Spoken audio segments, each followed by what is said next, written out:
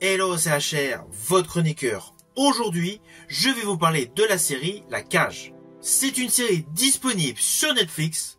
Je ne peux m'empêcher de vous dire tout de suite que je n'ai pas du tout aimé cette série. Naturellement, je vais vous dire pourquoi. Let's go! Alors tout d'abord, le pitch. Le pitch de cette série, La Cage, est le suivant. Nous découvrons un jeune répondant au nom de Taylor, passionné de MMA. Naturellement, son plus grand souhait est de devenir célèbre dans ce milieu. De ce fait, à force de ténacité, il va participer à un événement qui va le mettre en avant. Et il va intégrer le milieu de la MMA. Alors ne vous inquiétez pas, je ne vais pas du tout vous spoiler pour le moment. Ceci dit, dans cette vidéo, en fin de vidéo, je vais donner quelques spoils. Alors concernant la réalisation, elle est bien réalisée. On va pas se mentir, elle est bien réalisée cette série. Elle est réalisée par Frank Gastambide, qui avait réalisé le dernier opus de la saga des taxis, dont je fais partie de ceux qui l'avaient apprécié. Mais là, ce produit de Gastambide est bizarre. Pourtant, cette série a un postulat de création topissime. La bonne réalisation de Gastambide, des stars du MMA jouant dans le film, et une production signée Netflix. Donc des moyens. Ainsi, il y avait tous les ingrédients pour réussir. Mais maintenant, je peux vous affirmer que cette série démontre pleinement que ce n'est pas parce que vous regroupez plusieurs éléments de talent, que vous installez à son bord de véritables combattants de la MMA, que la série est bonne. Surtout qu'au final, effectuer une réalisation autour du monde de la MMA n'est pas si compliqué que ça. Je ne sais pas si vous vous rappelez avec Tom Hardy, l'excellent Warrior, qui fut le premier film traitant du MMA que j'ai été voir au cinéma. Alors on va pas se mentir, lorsque j'ai entendu parler de cette série La Cage, je me suis dit on va être dans le même délire. Donc ça va être un mélange de banlieue, peut-être d'histoire à la Rocky, avec une grosse ambiance à la Warrior. Et bien au final, pas du tout. Ceci dit, vu le postulat scénaristique de base avec le héros, donc Taylor, qui baigne dans un monde mais totalement déglingué, tant sur son niveau social que son entourage familial ou même de son entraîneur, il y avait un véritable potentiel, surtout que celui-ci essaye justement par le biais du sport de sortir, de se dégager de ce milieu social assez scabreux. Un peu comme Rocky d'ailleurs. Mais en fait, on n'avance pas dans l'histoire. Il y a déjà tout un passage assez lourdingue. Selon moi, le gros souci est justement le choix de l'acteur qui interprète Taylor. Tu nous aides là, mon fils, hein? Tu leur dois combien ces gars-là? 40 000.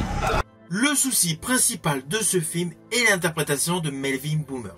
Ça ne prend pas. Honnêtement, on n'accroche pas du tout à son personnage. Pourtant, à certaines attitudes, certains comportements, c'est clair que cet acteur a du potentiel. Mais la direction artistique sur cette série ne colle pas. Je n'ai pas du tout adhéré à son personnage. Et lorsque, dans une série, le rôle principal n'est pas du tout attachant, n'est pas du tout convaincant dans son histoire, dans son origin story et dans son devenir, on a réellement du mal à suivre l'histoire. Et malgré que le jeu d'acteur soit flingué, j'ai quand même voulu savoir comment allait progresser la série. J'ai été jusqu'au bout. Et le constat global sur cette série, c'est qu'il y avait un bon potentiel scénaristique, mais qui a été grandement gâché par la direction d'artistes. Je pense sincèrement que le jeu introverti qui ne démontre aucune émotion a été une volonté du réalisateur. Mais du coup, cela a gâché l'ensemble de la série. À cela s'ajoute un côté qui devient très confus au fur et à mesure qu'on avance dans la série, c'est qu'il y a beaucoup trop d'arcs narratifs. Autour du personnage Taylor, il y a trop de lignes scénaristiques qui tournent autour de lui telles des satellites. C'est impressionnant, ça devient confus. Alors oui, cela tourne toujours sur la MMA. Mais le problème, c'est que cela devient trop confus. On finit par perdre l'essentiel de cette série. Je pense que pour développer au mieux toutes les idées qui étaient proposées, il fallait au moins doubler le nombre d'épisodes. Pour que cela devienne beaucoup plus digeste pour le spectateur. Parce qu'on va pas se mentir, le côté gangster, le côté des paris sportifs et des combats, forcément, ce sont de bons thèmes. Mais qui sont trop serrés, trop mélangés sur peu d'épisodes.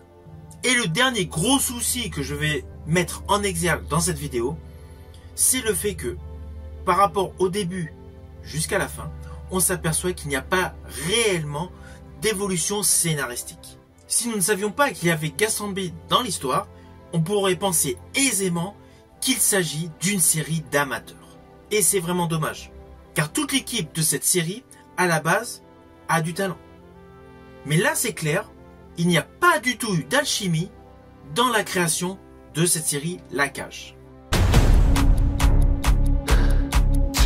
Alors attention à ce que je vais dire, cela s'apparente à des spoils et là c'est réellement des spoils. Dans cette série, il y a plusieurs choses qui ne vont absolument pas. Dès le début de cette série, la mère du personnage Taylor est la pire mère de la planète. On va pas se mentir. Je ne vais pas détailler certains faits qu'elle fait, mais c'est une méchante mère. Je suis désolé. Toute sa vie conjugale, elle est flinguée. Le fils, il est passif du début jusqu'à la fin. Cela, dans la vraie vie, ça n'existe pas.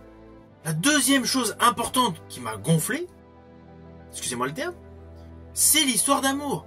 Oui, là ils ont voulu copier le petit côté histoire d'amour dans Creed.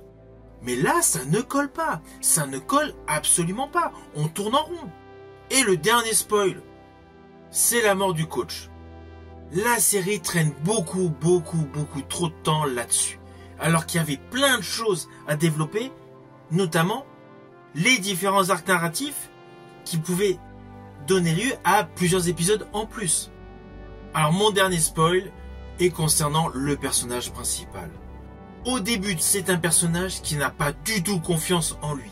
Eh bien, malgré tous les épisodes, à la fin, il n'a toujours pas confiance en lui.